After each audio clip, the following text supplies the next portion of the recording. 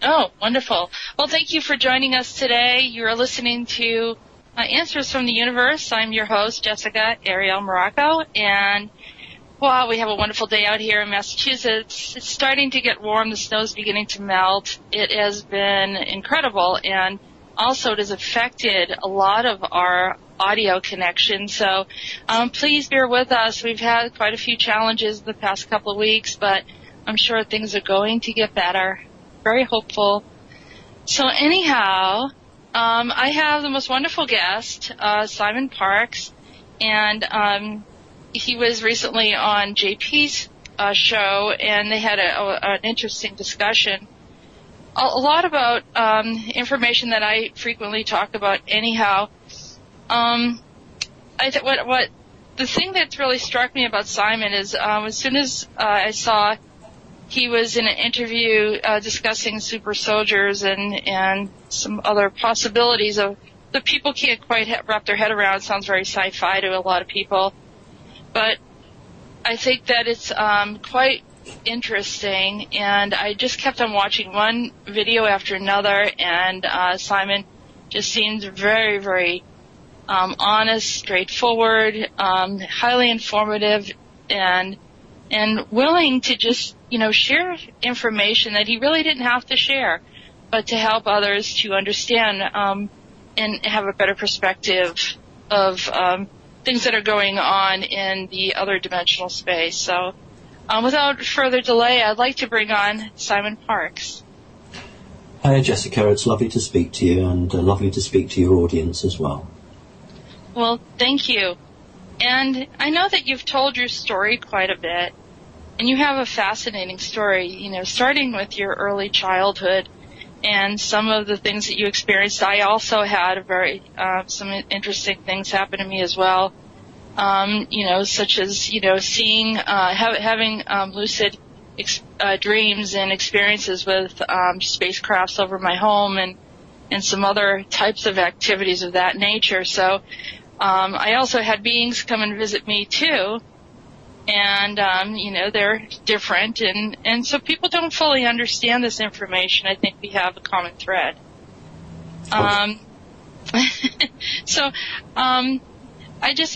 what I want you to do is maybe share with people some things that maybe you haven't been able or free to discuss because of the time that you have or don't have to go into these topics, but I really want to leave it up to you to talk about things that you think are important. And I also know that you also talk about the jinn, which is something that a lot of people don't know how to discuss. I do a lot of paranormal investigations. Okay. So it sounds like I'm rambling here, but I'm just trying to give you some freedom to express and talk about whatever you want to say. Well, that's fine, Jessica. It's fine. I tend to just go with what the host wants, or if there's interaction with the audience, sometimes from a chat room, or they text or email their questions in. So I'm just fairly flexible, really. But if you don't have a structure, then I'm happy just to lead with it, and maybe then you can, take out those questions and develop the bits that interest you. You mentioned the jinn. Mm-hmm. I did a presentation a whiles back now, because there was just a vacuum in the topic.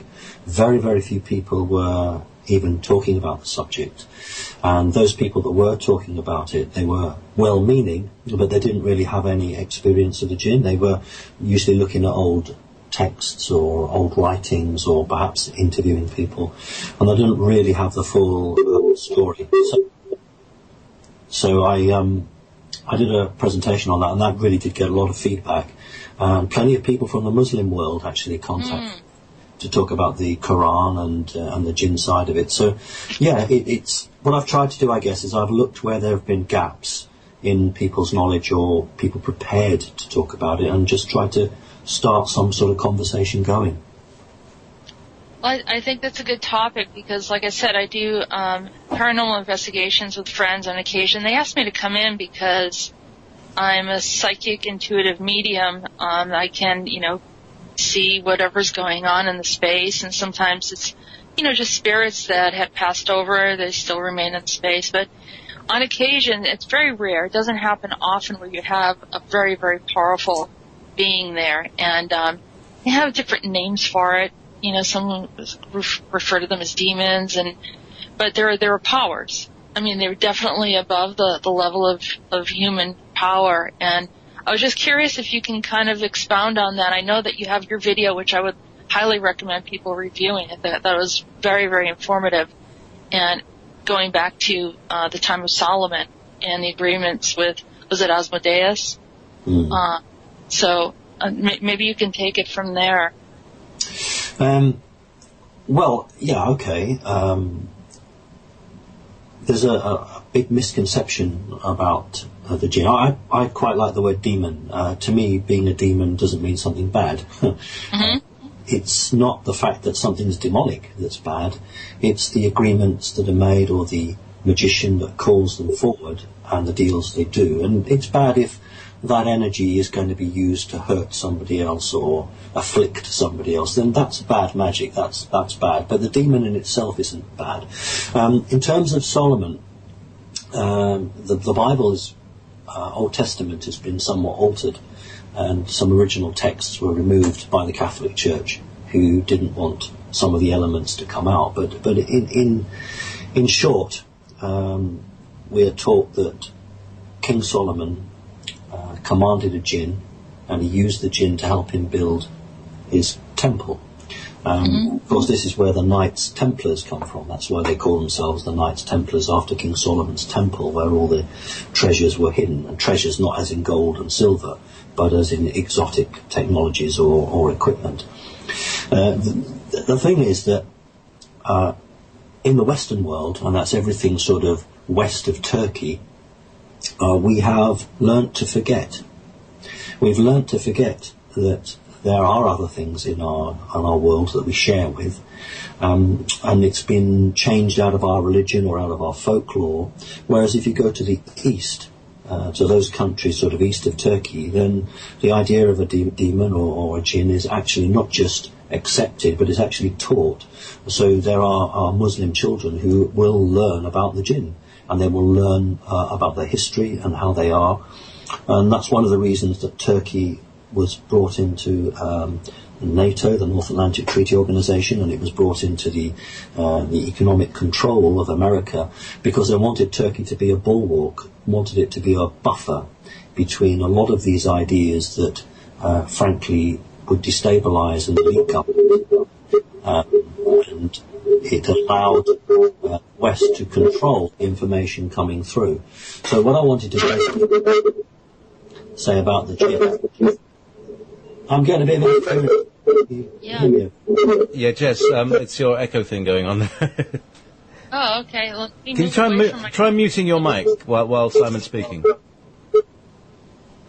that help a little? Yeah, I think. Are we there? Yep, that's happened. Okay, so the idea is that jinn are controlled by an iron ring. And this is practiced by a lot of very high-ranking Freemasons, who would be properly called black magicians. And the teaching is that the iron ring allows you to control a jinn. This actually is not correct. Jinn absolutely detest humanity and do not like to serve humans. So they accept the exchange by saying, we're not serving the human, but we're serving the iron ring. The reality is that if you have the right bloodline, then the jinn have to serve you. Now, in the Muslim world, jinn are called forth by very long mantras, ancient conjuring routines, many scripts, and it does indeed bring them forward. But the point is that if you have the right bloodline, you can command these things anyway.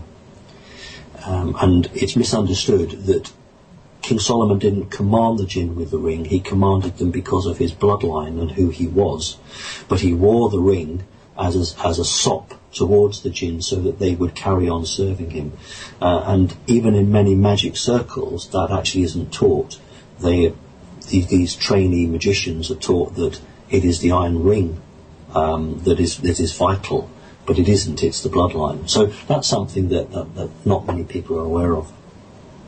Well, that's interesting that you said that, because I tend to agree with you in many points. I don't feel that we should be trying to command anything. I've actually heard someone in a prayer trying to command angels and saying that they're supposed to listen to us. And I said, no, they don't have to listen to us at all. We can request and ask for help, but they're not required to listen to us in that respect, especially if we're disrespectful. So that's something to, consider as that level of respect. And also the repercussions of not having that respect could be, astronomical in a lot of ways in your personal life. And I've encountered quite a few people who had their lives were just in turmoil all the time, and they sort of had this haphazard kind of approach, not recognizing that these are powers. So I thought that you had kind of a firmer understanding about, that they are powerful beings as well, and your information could probably help so many people that, do paranormal investigations, that do, some of the magic practices. I think what you're saying is really, really crucial. Well, thank you. What tends to happen is I recently finally gave in and got my own website up and running, and then I left Facebook because I'd had enough of Facebook. And I have a lot of requests from people who are afflicted by demons of one sort or another. Mm-hmm. And, I've had people not fly from all over the world. I think the furthest anybody flew to me was Canada. They flew from Canada with a person who had jinn possession, and I was able to get rid of that. So it's a subject that I'm very familiar with. It's a subject that I don't approve of, because there are unscrupulous people there who do deals with these interdimensional entities, to give them their correct terminology, and they use them to harm. You can, for instance, you can go into a bazaar or a market in Turkey with maybe $400, mm-hmm. and you can pay somebody to send a demon against your enemy, and the only question the magician will ask you is, have you been wronged by this person? And you just have to say yes. They've insulted my family, or they've wronged me in some way, and then you pay your $400 or $500 over, and then the magician will call forth the demon and send it to that person. And I've had a number of cases where there have been those instances. And then I spent a number of hours, removing these creatures. So it's very real, but to the Western world, it's something that they look like it's this really being interfered with. This. Can you hear me at all? Yeah, we hear you fine, Simon. It's something that happens on Jessica's headset. I don't know what happens, but I think it's traveling over the ocean, and something happens in between. Yeah, there's a strange sort of feedback. But Simon, you were mid flow. Sorry, I don't remember what I was saying now. You were talking about going into a marketplace in Turkey, and that all you have to do is just see if the person has been wronged, and they will agree to do something, and you've helped people. Okay. Sorry, it's just a bit off-putting. So the thing is that in the Western world, it's something that is not publicised, it's not understood, it's not promoted, and there's no real serious discussion on it. The only way you know it is when people from other countries come here, and then they're talking quite openly. But of course, many of these other cultures keep themselves to themselves, and it's not a topic that the Western media want to give any credence to, because as soon as they start talking about them, then of course it opens the debate for other questions. So it was a fertile ground for me to open a discussion. I wanted people to talk about it. I also wanted to help people. There are so many people around the globe being affected, and there seem to be so few people who are prepared to, offer a hand of help. And so that's why I did the conference last year. Well, this is a really big problem here in the U.S. It's a really big problem. If you look on Facebook, there are multiple sites where there are paranormal investigators, and they're all over the United States, all different states. I've done interviews with people from multiple states throughout the U.S. who are into paranormal investigations, and they're trying to figure it out. Some of it, they're working with Ouija boards. Are you familiar with Ouija boards? Yeah, I certainly don't recommend that, because when you use a Ouija board, you open a portal between yourself and the interdimensional space, and then these creatures will often come through and then inhabit the body of one of the people using the Ouija board. And I have had 3 instances where I've removed demonic creatures from people. 2, I think, were taking ayahuasca, and at the moment they took the ayahuasca, then the creatures, when their natural defences are down, the creatures just entered them. And one person was a Ouija board where they'd opened a portal and it... So, pulling demons off people after ayahuasca. Yeah, ayahuasca is, I've had so many people come to me because my primary profession is that I'm a reader. I do Akashic record readings, and I do past life regressions.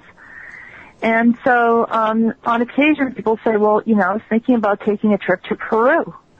And it got very fashionable during 2012 for people to take their, Mayan trip down to South America with a shaman that they don't really know that well, and allow themselves to fully open up through taking this hallucinogen, ayahuasca, and then, just odd things happening. And I would highly recommend it. I would ask people, please do not take it. You don't need that to interact with your higher self and increase your spirituality. But unfortunately, not all of them listened to me because it was very trendy. But if you can, I just want to help people because I have shared much of this information with people. It's nice to have someone of your stature to be able to share this information as well. So if you can explain what actually happens with ayahuasca. Well, okay. Well, first of all, what I would say is not every organisation that offers the ayahuasca experience has been corrupted or infiltrated, but a number of them have. So a number of them actually are working hand in glove with some organisation, and it's just literally about taking people who are spiritual or people who are on the verge of becoming very spiritual, getting them all in one location, one room, and then literally these creatures just sit in the ceiling. They're just hanging in the ceiling. And when the people take the ayahuasca, as part of your natural defence, all human beings have a lesser or greater psychic defence, psychic barrier. And when you take ayahuasca, it does expand your understanding of time and space. But in doing so, you leave the 3rd dimension. And when you leave the 3rd dimension, you actually enter their realm. And as soon as you enter their realm, then it's a level playing field, because they are no longer having to operate in the 3rd dimension. You have gone into their realm, that's their home turf, then they're in charge. So they then enter the human body, and that's what they try and do. Sometimes they'll try and stay there permanently, sometimes they'll use it as a portal and come and go. And often people will say that they notice someone's personality change. So on Monday or Tuesday, they were really aggressive and angry. And then on Wednesday, they were completely different. There are many other signs as well. So I don't recommend it, simply because if you're going to connect with your DNA strands, which is what Ascension is all about, connecting with your higher self, taking ayahuasca actually does not help you. It gives you the impression that you are ascending or you're having these experiences. In reality, you're not actually connecting your DNA any faster. So I don't recommend ayahuasca. I recommend meditation. I really do. Meditation is much more effective at communing with either yourself or with benevolent energies. Well, that's brilliant. And I'm in agreement with you 100%, and you really fully described exactly what I've already felt. So thank you so much for that. One of the arguments that they have is that the native people have been doing this for, hundreds, thousands of years. Whether it's the Native American who do peyote or the South Americans who do ayahuasca. And as I said before, I interact with people of all different backgrounds, Native people, Native Americans, as well as, people that are from Peru, Mayan, Aztec. I've interacted with a lot of different types of people, and I've had many different types of clients from different backgrounds that have come to me and deeply in search of, trying to figure things out. But their argument many times says, the Native people have been doing this for years. How could this harm us? Okay, well, there's a very simple answer to that. Many indigenous peoples refer to demons as earth spirits. And many of these indigenous communities have agreements going back a very long time with these creatures. And the creatures don't tend to want the same from those bodies that they do from the westernized people. In other words, if you are a person who comes from a long bloodline that's had an agreement with these creatures, then the relationship is different. If you don't have that agreement, and somebody else is making an agreement on your behalf, then the creatures enter your body with a completely different agenda. And that's the point, that many of these native peoples do live side by side with these energies, but the relationship is totally different. These energies have a greater respect for these people simply because they are much more connected to the earth, the vibration of the earth, the understanding of the earth, and they don't have an axe to grind against them. Whereas with the Western world, a lot of these energies are interacted with by let's just call it a third power or a third source, and they are directed against people. That is why you can get a package holiday, go out and join the fun and have a ayahuasca evening, and there's 15 or 20 people, all very spiritual.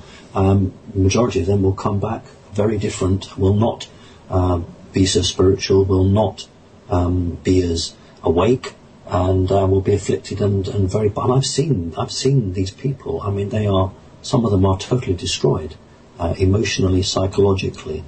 Some of them can't even hold a job down. Well, that's how bad it can be. So I have no problem in saying to people, really think twice about anything like that, unless you have a very strong native bloodline or family that allows you to partake of these things with some protection. I really wouldn't recommend it at all.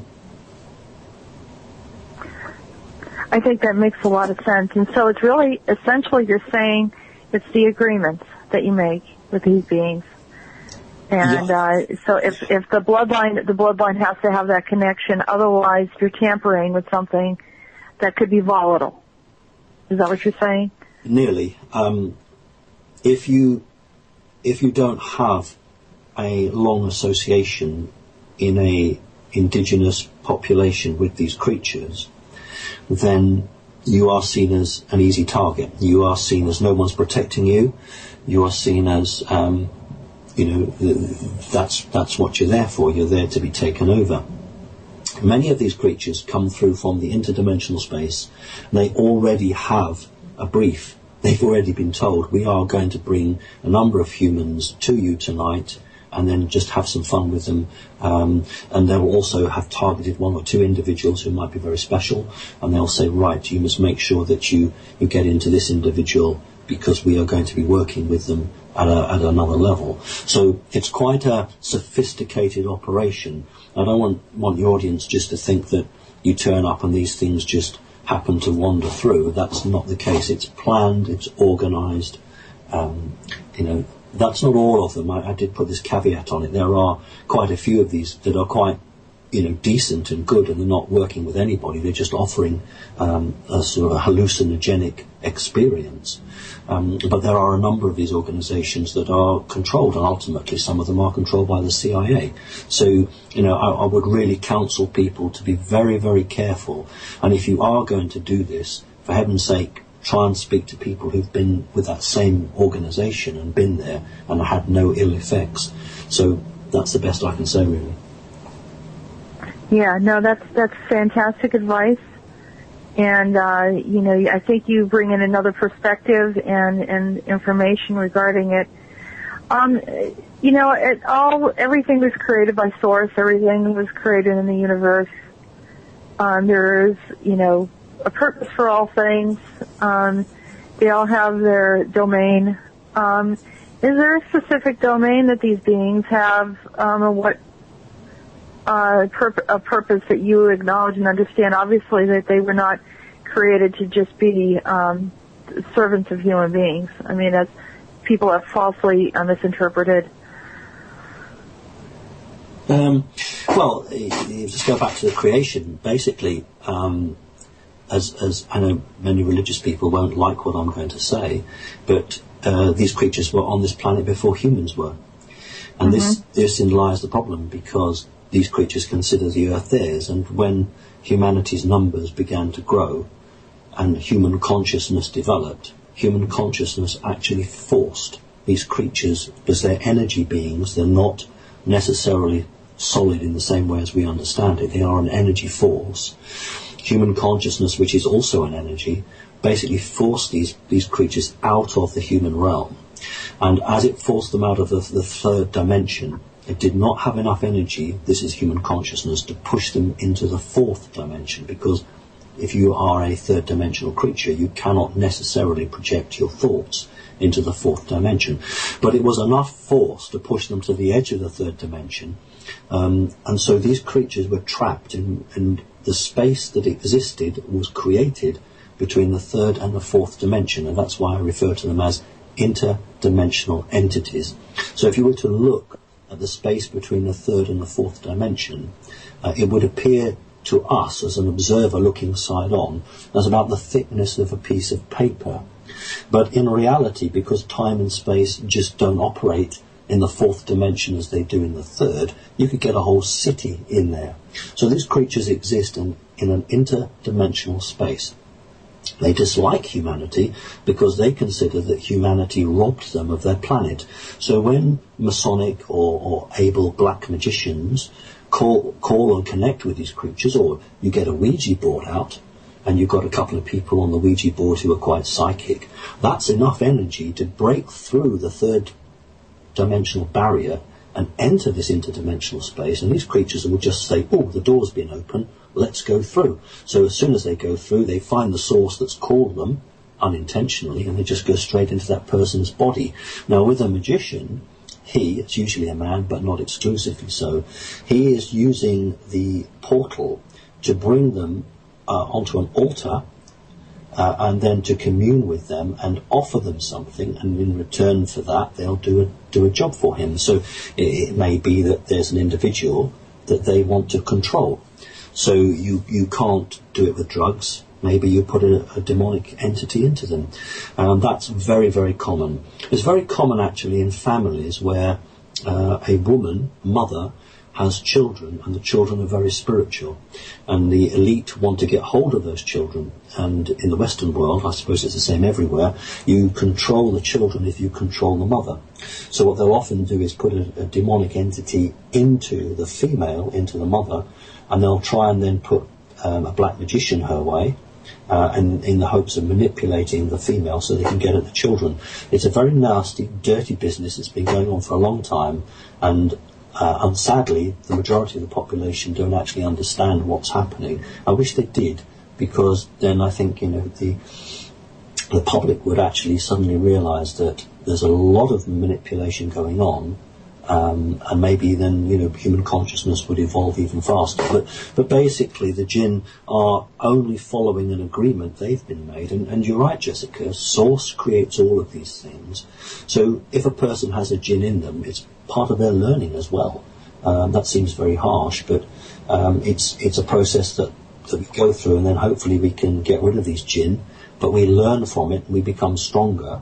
And ultimately, at the end of the day, humanity has got to expand, it's got to increase, it's got to share the world.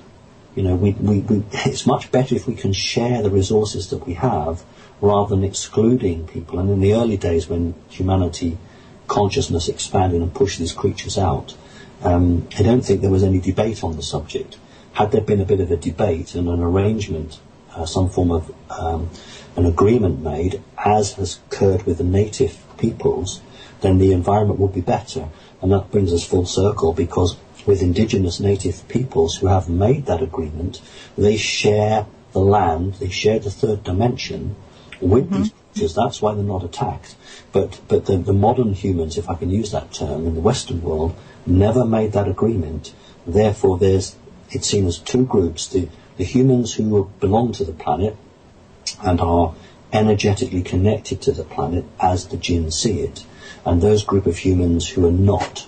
That's very arbitrary, but that's the way they are. So that hopefully explains why we would have a situation where indigenous people don't report many problems, whereas those in a westernized society do. Yeah, that does explain a lot, and I do believe that, and I agree with you 100% about,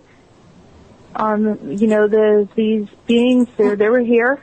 They've been here, and they have a right to be here, and Source created them, and so how do we be in peaceful alignment with them? What are the parameters that we must respect?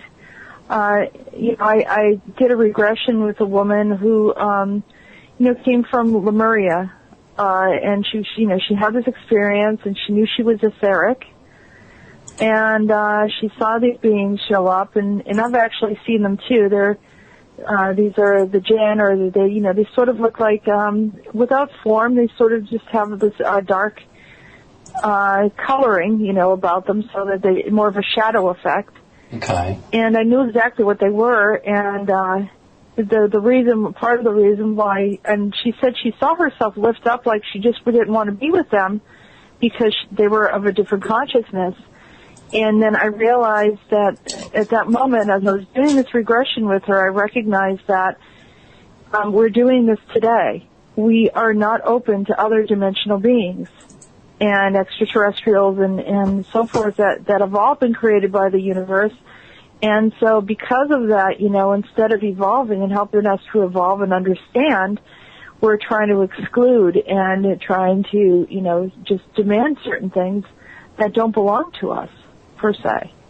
So it seems like this has been an ongoing thing for, our souls coming in different times throughout, the history of the universe, and whether it was Wolverine or Atlantean or in our present time now. I'm not sure if we've quite learned the lesson, and that's the big one, is how do we accept everything and understand that these beings all exist? And accept them and say that, they're here, they're created, and we can agree with them or disagree with them, but recognizing that are not going to go away just because we will them to go away. Mm. Yeah, I agree with that. Yeah. And so one other question along these lines, and then we'll switch the topic a bit, but I really, maybe this is not so much an issue, around, maybe it is an issue. As you said, you decided to talk about it. Apparently there was a need. But it's an enormous issue for the U.S. because it's getting to be very trendy to do ghost hunting, to be a psychic. People don't fully understand what they're working with at times. And so how do you feel about people, ghost hunting, going into very haunted places and interacting or even irritating the spirits there? I've never seen a ghost, but I've met people who I trust who have, so I fully accept, that is the case. I think that if a person is going there, then they have to ask themselves, why are they doing it? Now, if you're doing it because you are related to a member of the family who might be there, then that's legitimate, because you have a bloodline, you have a energetic connection. But if you're doing it because you're curious or because you're doing some research, then you're actually interfering in someone else's domain. It would be rather like somebody calling on your house and trying to sneak in through the back door and try and spy on you and put sort of electronic devices around to hear you when you walked around your home.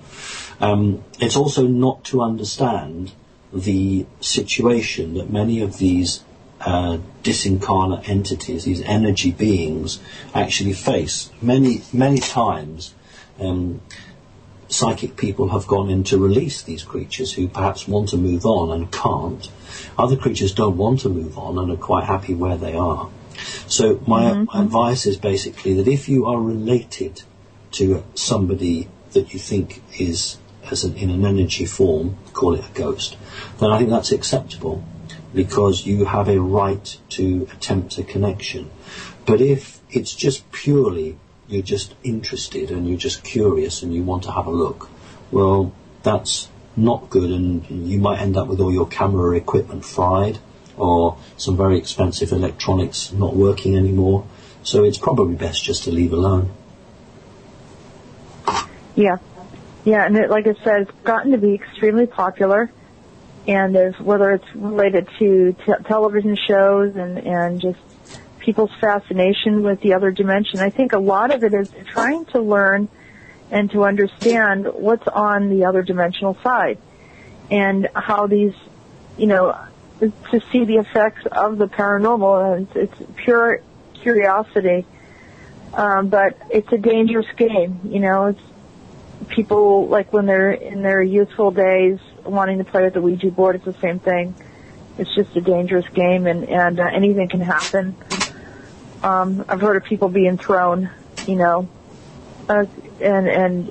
hit and scratched and all that sort of thing. So, yeah, I mean, here again, great advice.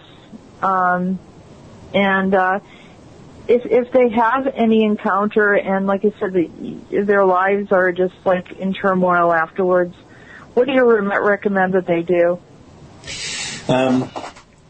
Right, well, if they've got a possession that something's come into them, literally, then they need to speak to somebody who can advise them. There's obviously, I do that. There will be plenty of other people, I guess. I didn't expect to do it, but I can just say that my website's simonparks.org. If somebody has got something like that, then they can just email my web manager, and we can probably work something out. There are a number of people who can assist. If they've just had a freaky experience, well, what did you expect? A lot of people go to racing tracks to see a crash. That's why they like to go to stock car racing. They just want to see a crash. Well, if you go and see a ghost and it scares the bejesus out of you, that's what you got. That's what you expected. Does it actually help you to understand what you saw? No, it doesn't, because all you do is you go to the bar and you tell your friends you went into this old church or this old house and you saw something and the candlestick moved across the floor and you were really scared. It doesn't actually give you enlightenment.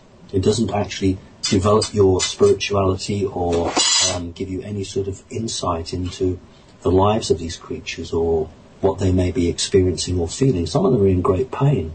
The humans don't actually understand that. So really, if they want to learn about it, then they should really go and join a proper spiritual group who seek to understand and not interfere. And we should have the respect for them as we would for anything else that's living. So, yeah, that's my words, really. Excellent. Thank you very much. So, thank you so much for covering and explaining some of these topics. I think hopefully it will help a lot of people, and make sure that a lot of people get to hear what you just had to say.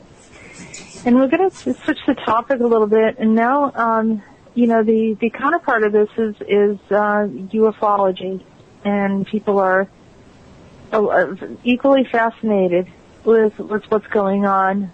I've had people on my show from MUFON who, they are UFO investigators, and they want to, just see if in fact that we're, being visited. And of course, in England, you're familiar with all the crop circles and all of this other type of activity. And so, there's also a fascination with this. Should people be careful from your perspective, should they come in with the right approach, and if so, what is the right approach? Well, it's slightly different because people don't go and find these creatures generally. They come to the person. It's not like you have a location of an old haunted church or the headless monk who's been seen for the last 300 years, and you think, well, if I wait here, I'll spot him. These creatures choose the individuals that they come and visit, so you're either going to be visited by them or you're not. If you're visited, as I was as a child, you have a better chance of coping with it because you can learn to grow and live in two worlds, the world of the 3D matrix and this other world. If you are visited as an adult, then the problem is that you've already established what you believe to be the only world, the only reality, your own paradigm. So if you are in your 30s or your 40s and you suddenly meet one of these extraterrestrial or extra-dimensional creatures, then it's a heck of a shock, and many people cannot cope with it. So again, if you are in a situation where you have had these experiences and it's really upset you and you can't talk to anybody, then please come to our website, send me an email, and I will talk to you, and I will try and assist you and give you some positive ways that you can deal with it. Because I experience these creatures myself, that I'm not talking out of a textbook. I didn't go to a spiritual school. I haven't interviewed hundreds and hundreds of people to build up, a case study. I'm just talking to people based on the experiences that I personally have had. And so I'm trying to use those experiences to support other people and say, you're not on your own. Yes, I really can understand what you're talking about. And to give them examples so that they feel more secured, and they can understand, because understanding is more than half the battle. If you understand what's happening to you and why, then you're in a stronger position to be able to come to terms with it and go forward. Now, when I was a child, thank you very much for that answer. When I was a child, I always felt different. I knew things were happening to me that were different. I was withdrawn. I was quiet. I had an experience where I'm getting some feedback or something. I had an experience where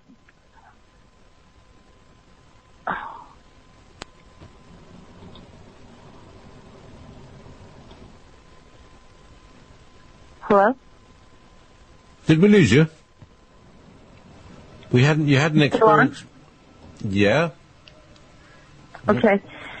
So, I had an experience where when I was younger, probably about 8 or 9 years old, maybe even younger than that, 7, I was playing in my front yard, Simon.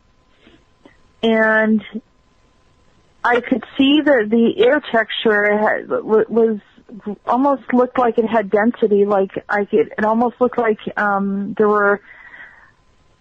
was sort of like not a sponge but like a plastic, like with bubbles on the inside. Or a gelatin of some sort. And I kept on reaching forward to touch this substance in the air, and I remember like the kids in the neighborhood would say, well, what are you doing? I said, can't you see that? Can't you see all of this? And I knew that it's like I was seeing into the other dimensional space as a child. And I remember the kids looking at me like I was odd, and it happened a couple of times, and I mentioned it, and then I finally realized they're not seeing it. I need to be quiet because they're looking at me in a strange way. Is this how you felt growing up? Did you confide in anyone, or did you keep it to yourself?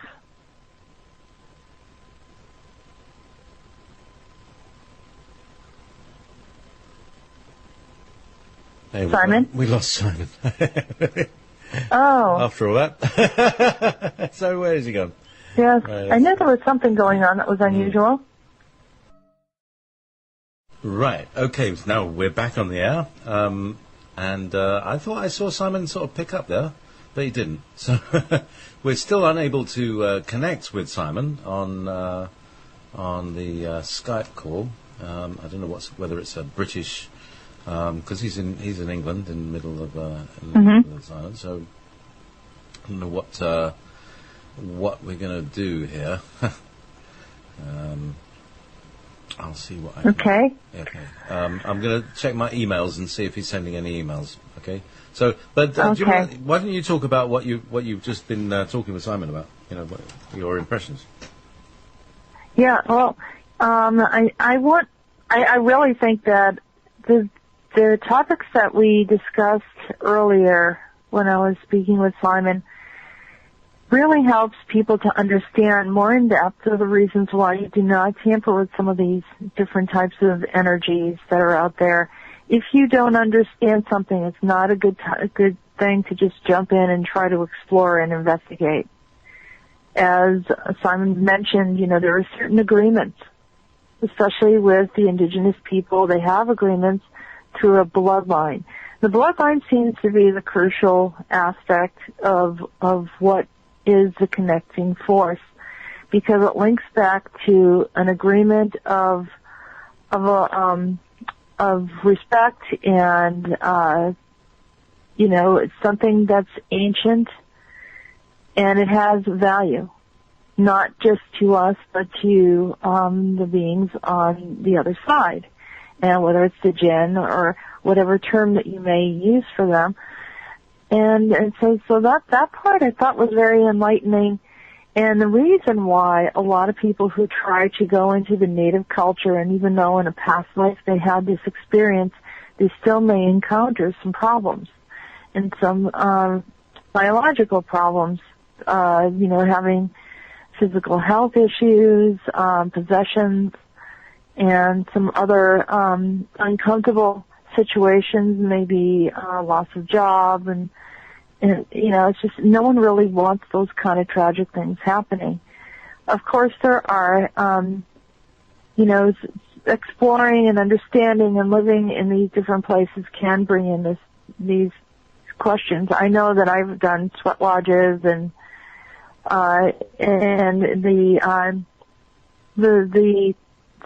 shaman or the medicine man who would conduct it, would have full conversations of, what he called the Wakins, and these are these spiritual beings that came down and they would communicate with them, and I would actually see him do like a rain ceremony, and it would start raining. It just, it's one of those things that you can't believe unless you see it. However, this is not for everyone. It really isn't. And you have to be careful. And like Simon said, he'd laid out the parameters for us. The issue of being connected by bloodline, the issue of being connected, having those agreements, and also having that level of respect and not to be tampering with this stuff. So, there's some other things that he brought up is that, it's really popular to be a paranormal investigator now. Just about every state has their own teams, and they go out and they investigate these haunted places.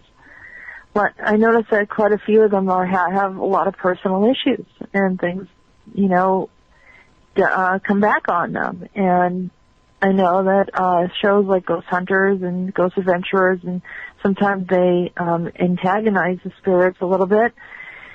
But, and then, it creates another type of problem. And so then there are people that go into cemeteries, they're going on all these different locations and trying to antagonize spirits, and then it creates another problem. It creates usually a problem for them and their relationships, their home life, and family. So, it's just something to consider. The whole thing about Ouija boards, it's not just a board, it's not cardboard. It is the energy that you're putting into it, and the symbols probably, we didn't discuss that with Simon, but I'm just adding that information, the symbols and everything else that kind of joins people together in agreement and having some kind of psychic connection opening up these portals, which then invites these beings in. But of course, like I said, if you do not have the bloodline, you're not fully protected. And so really consider what you're doing in order to deal with these types of energy. And how do we usually, this is not to discuss the whole topic of being in fear. We don't have to live in fear. Fear is,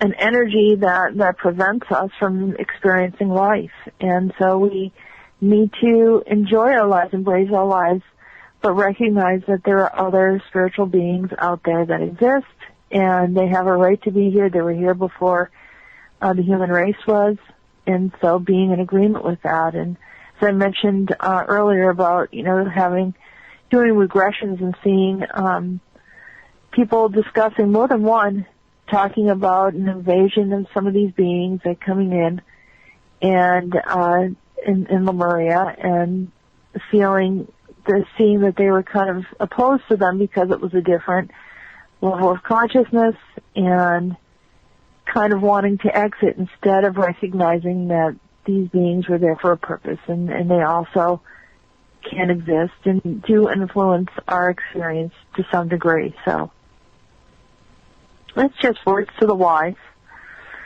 Another thing that Simon brought up that I thought was really extremely helpful as well was the whole point of using hallucinatory drugs such as ayahuasca and peyote, and I'm sure that there are others, probably some kinds of mushrooms or whatever. And, during the 60s, the LSD followers during the hippie movement kind of brought out the same thing, and people were thinking that it was bringing this incredible spirituality. They were opening up to, a higher sense of seeing into the other dimensional space, but it wasn't really raising in consciousness.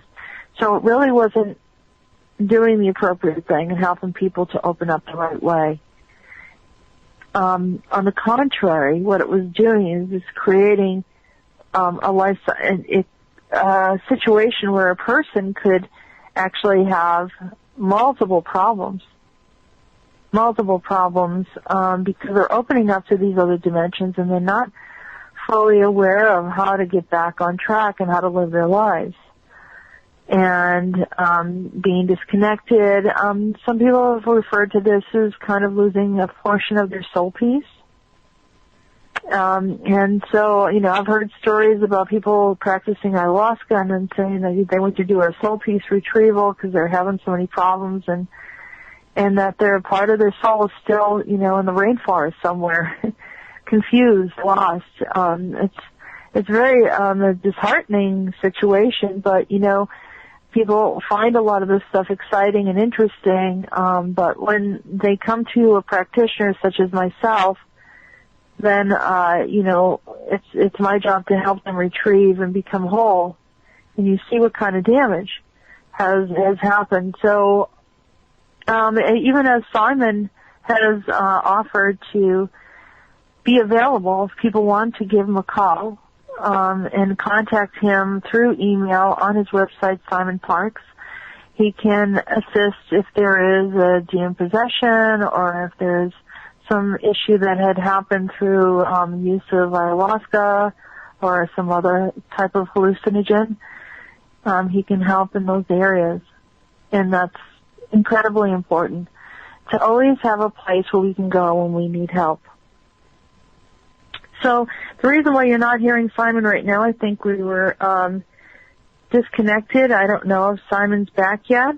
Just want to check with JP. Yes, indeed. So, Jess. Hello. Hello. Are you there?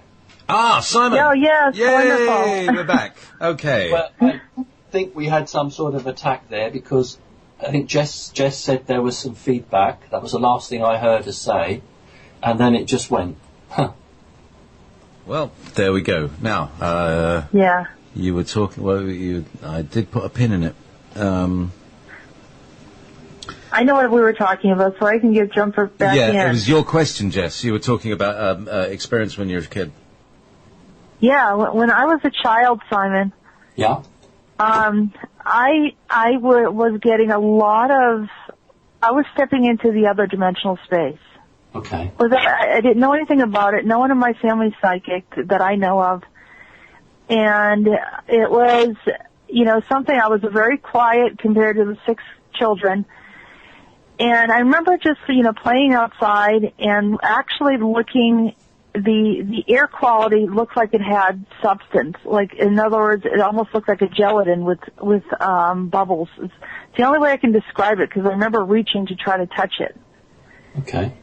And, I was like, well, why does it have that gelatin-like substance? And sometimes it was just like particles floating in the air that no one else was able to see except for me. And I started to feel like, why am I seeing this? And it would upset me because no one else was seeing it. Yeah. And that was one of the many things that I experienced, and I felt like I kind of withdrew a little bit and wasn't able to talk to others about it. And I just wanted to say that I imagine that you experienced something similar. Yeah, I don't actually, because what you've got there is can I just go and get the phone? The phone's ringing. Hang on a minute. Phone, because it was annoying me, the ringing. I couldn't concentrate. The important thing about what Jessica's saying there is Jessica's actually seeing into another dimension. So the reason that nobody else could see the craft was probably because it was either in infrared or it was still in the 4th dimension or in the interdimensional space. So it hadn't any physical form for sort of an ordinary human eye in the visible light to see. But some people, and obviously Jessica is one of them, is capable of perceiving into another dimension, and that's why she was seeing it in the way she's described. I don't see very often into that dimension. I will only see the craft when they physically come into the 3rd dimension. The only time, and I actually got hold of some mineral, some moldavite, which was recommended to me, which did actually help. 2 examples. What was it that helped? Pardon? What was it that helped you?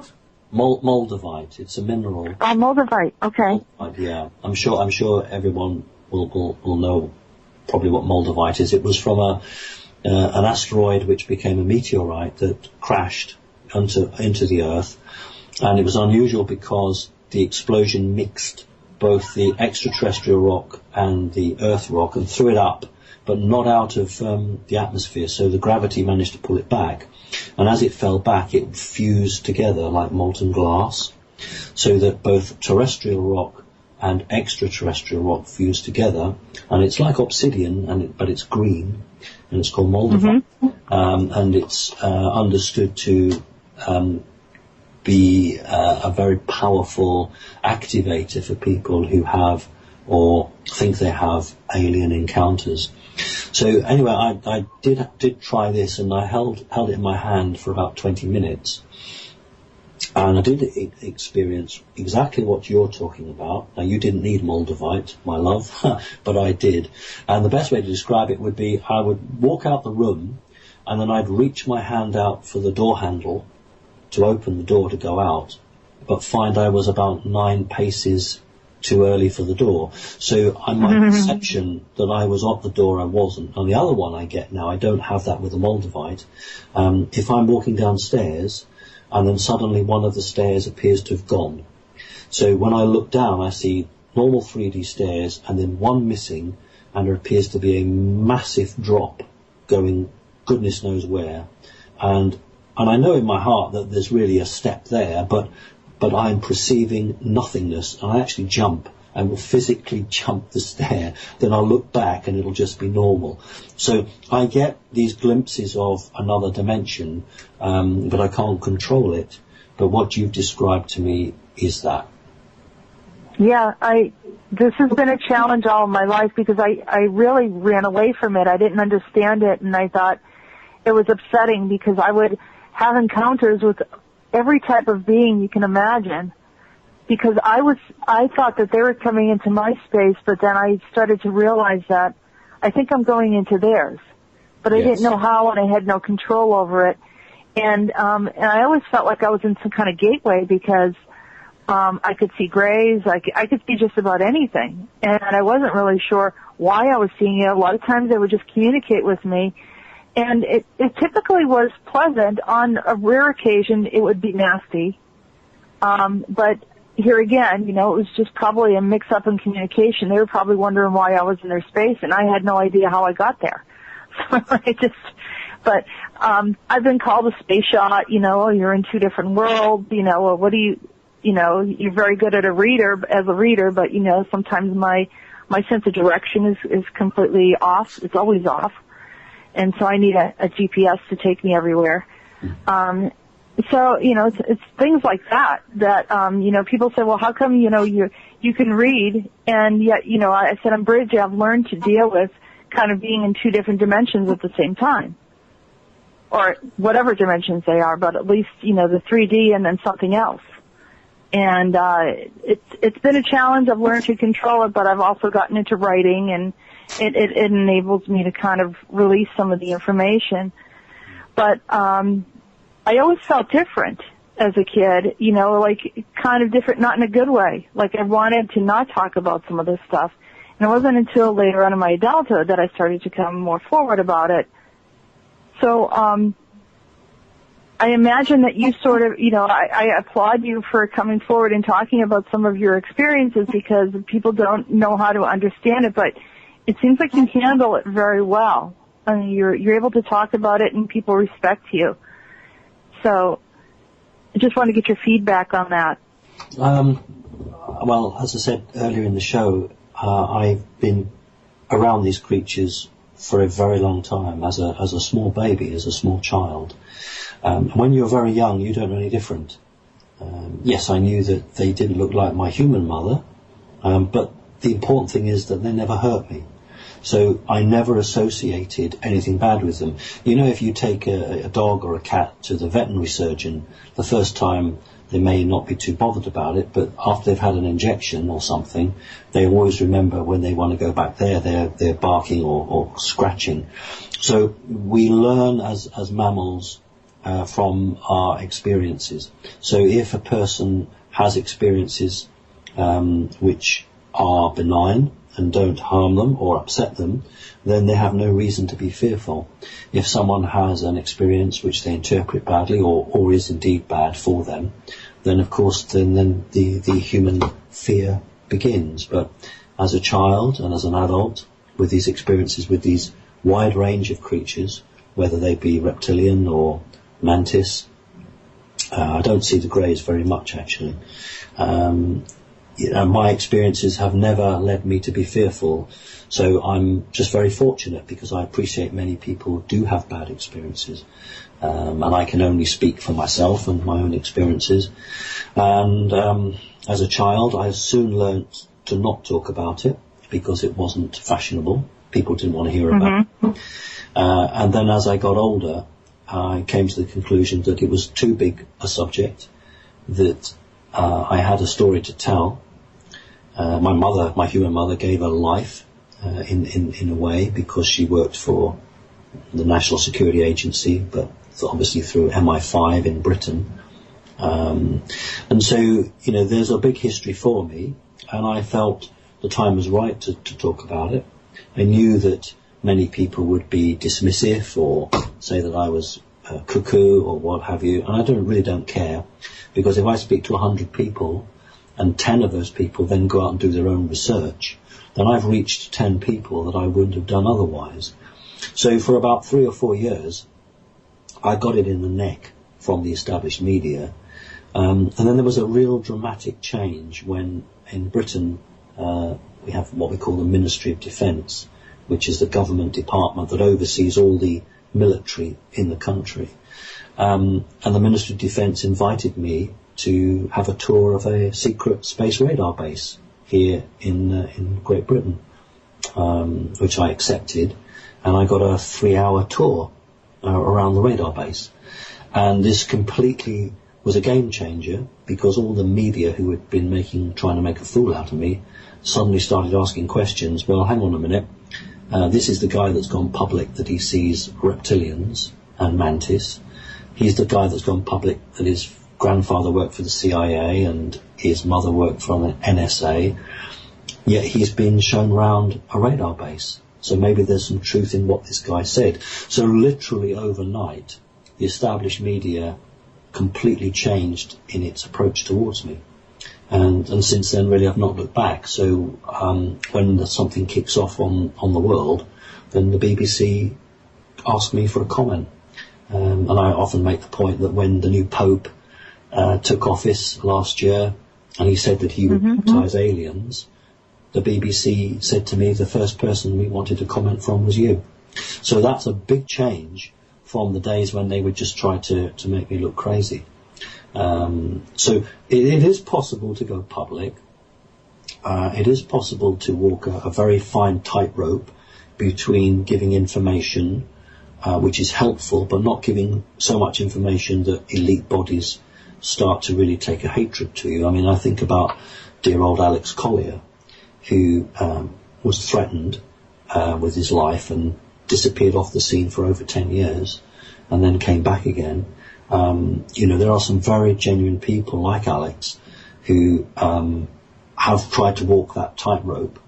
And, you've got to be very skilled to stay on that tightrope and not fall too much either side. And so far, I've just been quite lucky, really.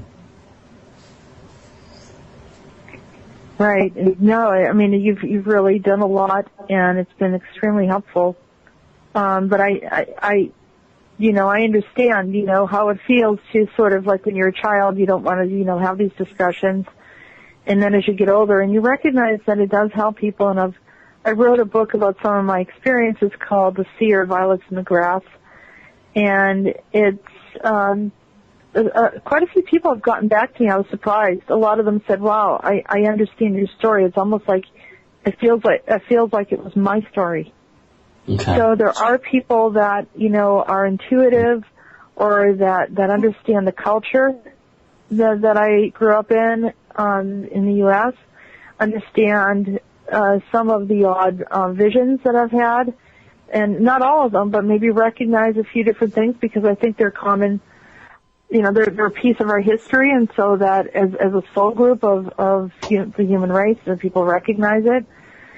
And I've talked about all different types of beings that I've seen, and one of them was I did talk about the Greys. And the Greys never came to me in a hostile way. They came to me that they were upset about what was happening to the Earth, and this is so contrary to what everyone else is saying. And what their thoughts and intentions are of the Greys coming here. But from my perspective, they didn't like that we were destroying the Earth, in its environment. And one of the interactions that I had with them is I remember looking at them and I saying, "Oh, you're an alien," and then they showed me like a quick, a really close up of my eyes and my eyelash, and how my eyelash was moving, like when your eyes are blinking. Uh-huh. And then they said, "Well, you're a bug." They said that to me, like in other words, your eyelashes look like a spider. And they didn't say it, but that's what their impression was. And so they were playing with me and reminding me that, from what my perspective of them, I was judging them, and then they judged me back, and then I got what they were saying. Like, in other words, once we got past that, then we could communicate in a way that they were expressing their concern. So that was my interaction with them. It's very unique. It's different from what other people have had in expression. So you said you haven't seen the Greys too much or interacted with them.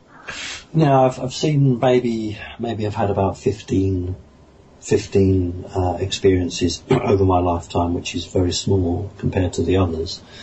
I've seen probably about 3 or 4 different species of Grey. The ones I don't particularly get on well with are the ones that Hollywood promote. There's the ones with the big wraparound eyes, the almond eyes, and the reason I don't get on with them is because generally they don't have a soul. I find it quite difficult being around animated bodies that don't contain a soul. So that's the only reason that it's a prejudice I have, I guess. Many of these robotic Greys don't need a soul. And Right. I personally have a problem with that. That's where that comes from. But some of the greys I saw as a child were different. They had the very small eyes, and they did have a soul. So for me, that was okay. Mm-hmm.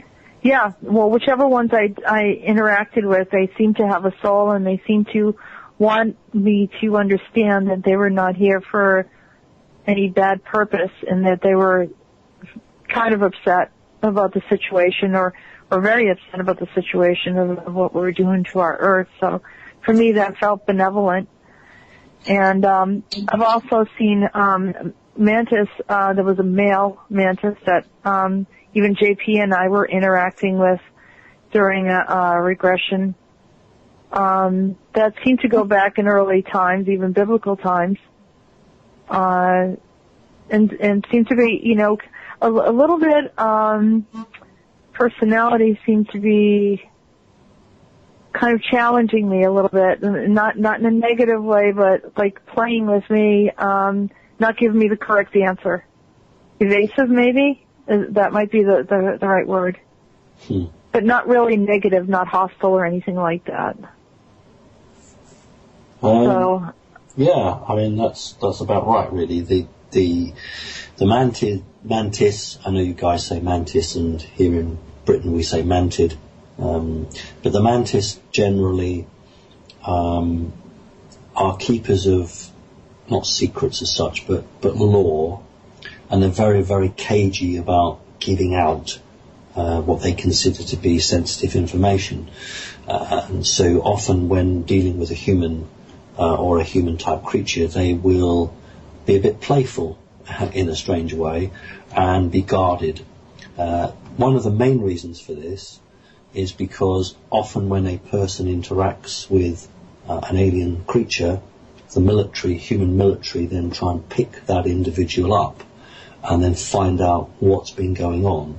And it's not unknown for a human to be chipped, and then when an alien comes and takes them either physically or in their energetic body, then the military will attempt to follow that person, and certainly when they return back to the Earth, then they will try and abduct that person and extract from them what they might have seen or might have heard. So a lot of aliens are incredibly cautious about what they say or do with a person, and they go to great pains to try and wipe their mind, so that if the Earth military do pick them up, then they can't really tell them very much. So it's quite a game of cat and mouse going on, and have done for the last 50, 60 years.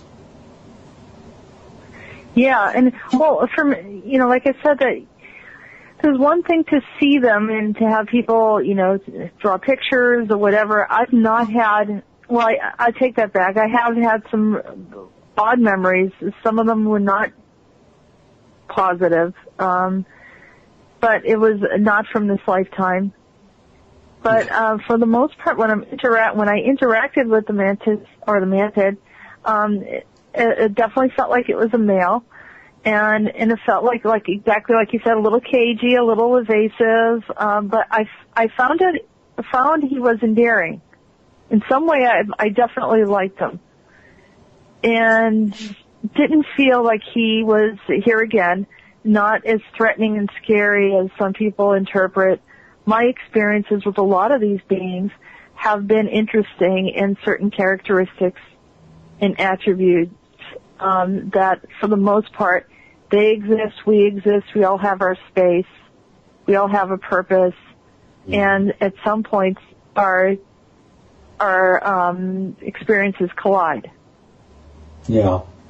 It's funny, because one person who was quite happy to call herself an abductee said to me that what upset her most was that these creatures never spoke to her during an abduction. And she said to me, why don't they speak to me?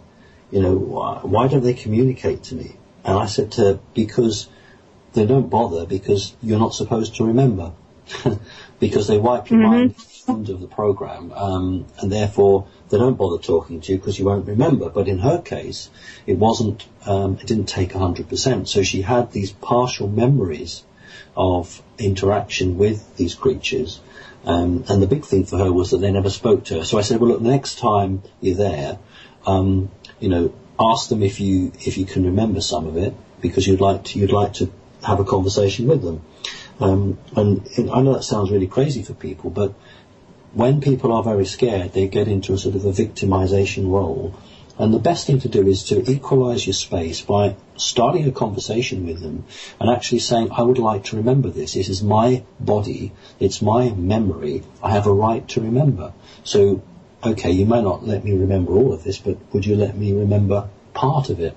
And that's very empowering, because that has worked for many people where they've had bits of this they can remember. So they know that they're not going mad, that they really did have an experience. And it's about taking your power back. It's about, put it this way to you, the best way, in 1965, I was about 5 or 6 years old, and I was in the front room of the apartment that I lived in with my human mother, and a creature visited me, and as part of the conversation, it communicated to me, we are all equal, you should never be scared of us. And that stuck with me right through. We are all equal, you should never be scared of us. So that's an alien telling me that we're all equal, don't be frightened of us. And that's so empowering. Yeah, and I just wish that they would say that to everybody, or everybody would remember it if they said it to them. Yeah, we're on. Yep. Yeah, so I just wish that would, and people would be for. Have we lost you, Jess? Let me just call it. Oh, right. Yeah, of course. Where were we? What were we talking about just then? We were talking, and he was sharing a story about, people's experiences of trying to recall and remember. Oh, yes, we're all equal, that's right. Yeah, having recall, and having an intention and asking to recall when they're going through these experiences, so that they realize that just because there isn't any conversation, that maybe if they had the conversation, they wouldn't find themselves to be a victim in the situation. Yes. So that's a very empowering thing.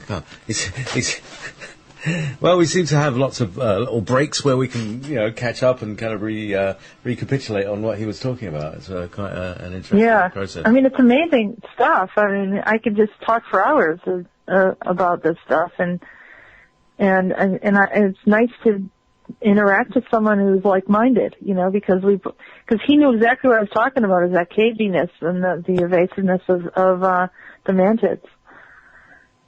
Yes, this, and it's funny because on the show the other day we were talking about sense of humour, that it's about the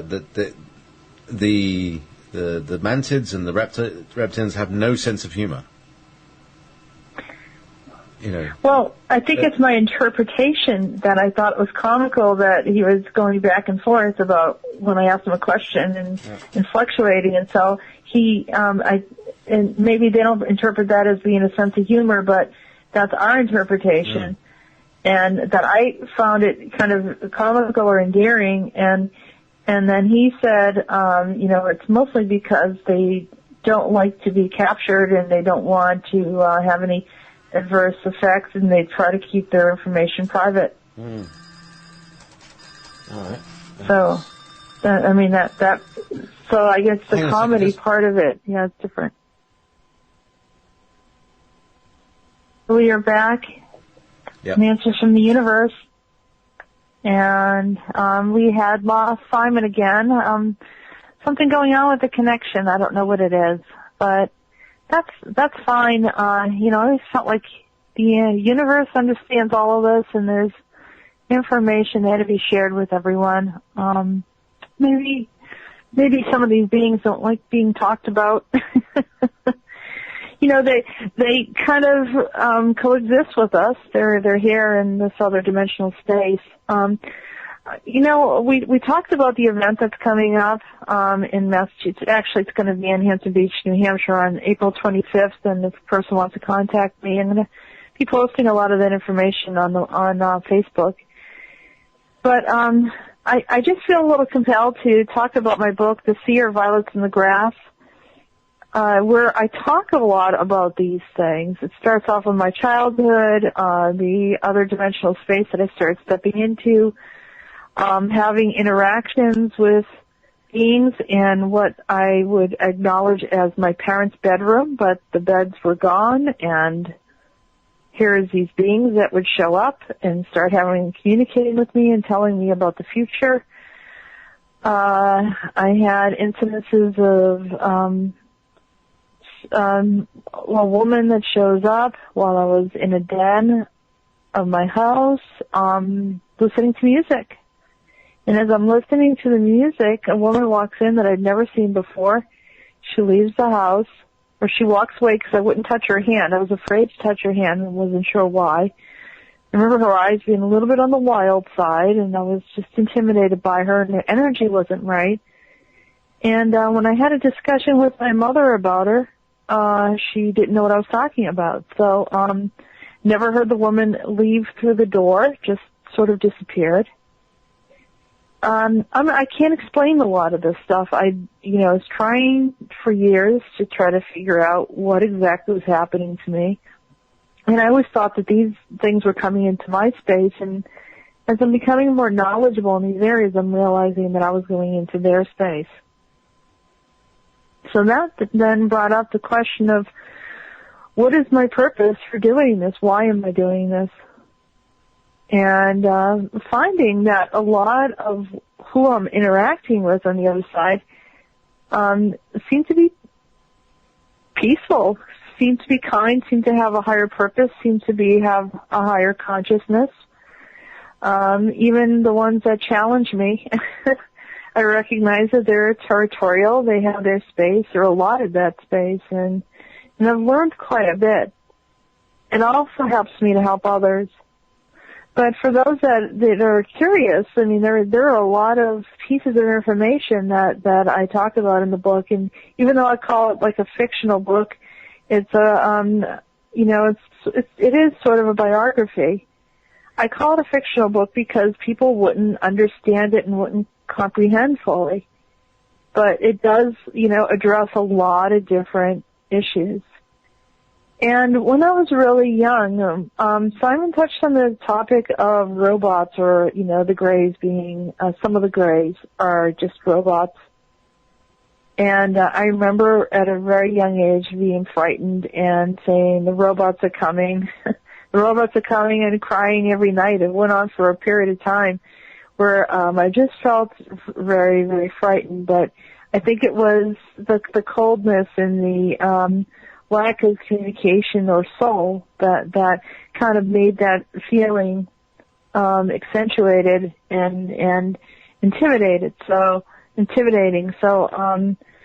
a lot of these things that were one of the reasons why I was all excited when I saw Simon is because I saw that there would be something in common that we had, and that was growing up, having these encounters, not understanding how to interact with people about it, and then, finding ourselves kind of doing this work and helping people to explain, almost like being, whether it's a liaison or an interpreter, or an advocate for other dimensional beings.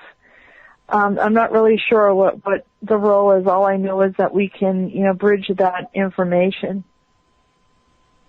So, and we're hoping that we can still reconnect with Simon before the end of the show. We have, a little more than 15 minutes or maybe around that point. So, I'm just going to keep on sharing about it. We're just going to have him back. Just going to have him back, eh? Yeah, I would love to have him back because I have so many questions to ask him about. He even is very knowledgeable about the Montauk Project, the Illuminati, and I know that, JP, you talked to him about the Montauk Project. Simon, I don't know if I spoke to Simon about the Montauk Project. I spoke to Stuart Swerdlow about the Montauk Project. Oh, okay. Can you talk to him about the Mars group? Yeah, we talked you mentioned it in passing? Yes. And because he'd spoken to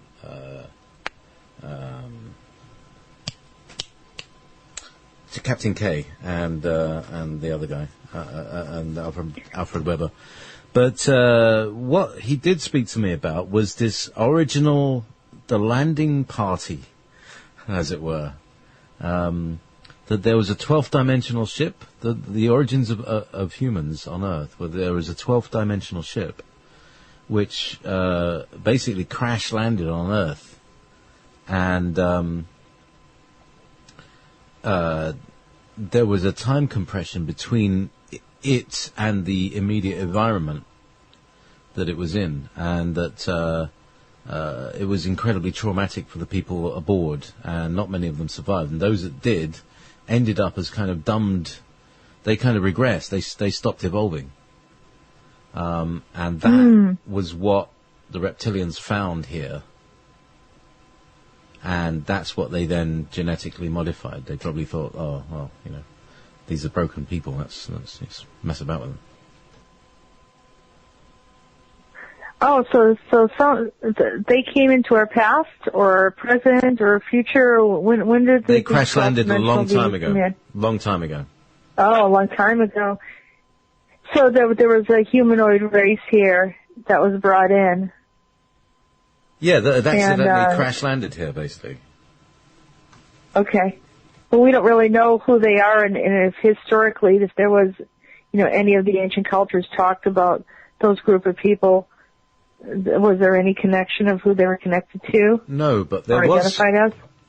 There was and I've yet to find it, but there was a Project Camelot interview with a woman who described exactly this situation, that she was one of the people on the ship, or she remembers being on the ship.